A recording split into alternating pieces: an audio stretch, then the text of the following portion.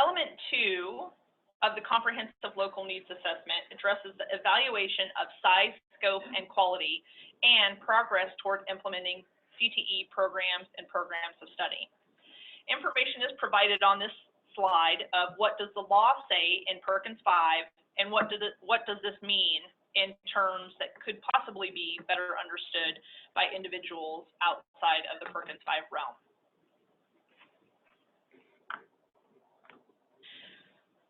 Within this element, schools will evaluate their size, scope, and quality. These definitions have been adjusted to the new Perkins 5 legislation. This particular slide goes over the secondary recipients. As you can see from these, many of the areas are matched up with indicators on the new version. So that's version 2 of our program self-study. For our post-secondary recipients, these are consistent with areas that have already been implemented or that you may already be working on, such as size, which is consistent with a minimum of 12 credits under a zip code. Within element 2, we have a variety of different areas that are covered. This is the largest area or largest element that you're going to go over. We're going to start off with career and technical student organizations, and I would like to introduce to you Kent Seifert, who oversees all of these organizations at the Department of Education. Thank you. So as Katie mentioned, career and technical student organizations help develop high-quality CTE programs. So with that, in Iowa, we endorsed 8 different student organizations listed here on the screen. The first 3 are business student organizations, BPA, DECA, and FBLA-PBL. FCCLA is our exclusive student organization for Human Services FCS programs. FFA is our exclusive organization for agriculture education programs. HOSA, Future Health Professionals, is for our health sciences programs. And last but not least, Skills USA and TSA are for our industrial tech-based programs or skilled trade programs. Within Perkins 5, it specifically states that CTSOs are integral parts of instructional programs and that the CTSO curriculum is infused into the classroom learning as well as taken beyond the classroom through skilled competitions and preparation for contests, especially participation in the technical skills competitions.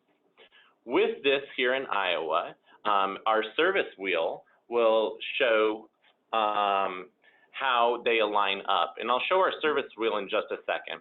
With student organizations here in Iowa, we've developed a guidance document that helps each individual program and school district walk through CTSOs. With Perkins 5 in Iowa, by the year 2024, every secondary CTE program will need to have the aligned student organization. To help walk you through this, we've provided a list of allowable expenses related to student organizations, including professional development training and conferences for educators. Additionally, new areas for Perkins 5 in Iowa include transportation for students to the State Leadership Conference or the National Leadership Conference of the respective student organization. Also, advisor stipend extra duty pay may possibly be allowed.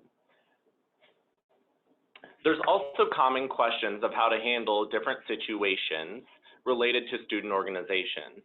For example, if you have both the business service area and then also a program of study within the Information Solutions Information Technology service area, you can possibly have one student organization like BPA, FBLA for that service area. With that, if any of your questions aren't answered within the Q&A section of our guidance document, you should reach out to cte@iowa.gov because you're probably a one-off scenario. Here's our current service area map for the state of Iowa, and here's how the different student organizations align out to the different service areas. Again, as I mentioned, the Information Technology service area in purple has student organizations that align up in more than one area. With that being said, you can see all of our student information at ctso.educateiowa.gov for the guidance document and the service areas and how the organizations align per program area. And now, I'd like to turn it over to Christy Valesky to talk about work-based learning in Iowa. Thank you, Kent. The purpose of work-based learning is to provide that hands-on opportunity for students, and Perkins 5 throughout the entire grant recognizes the value that work-based learning brings. So on your CLNA document, you will have to evaluate your current progress as well as recognizing the opportunities going forward.